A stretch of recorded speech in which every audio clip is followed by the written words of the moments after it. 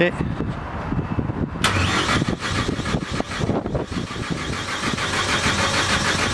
It is a diesel engine. It is cold this morning. But otherwise, it's just like starting a car. It's all automatic. Fan automatically gets going.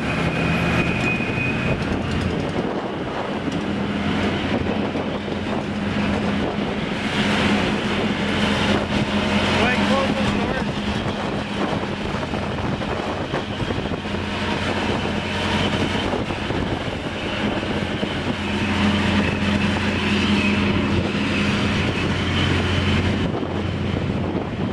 There you have it, H1 duct truck,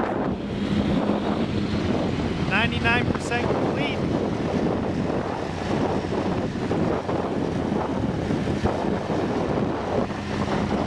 All aluminum body, 12 foot in length.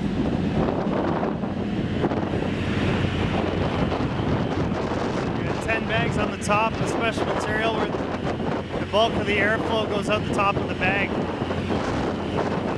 rather than the sides.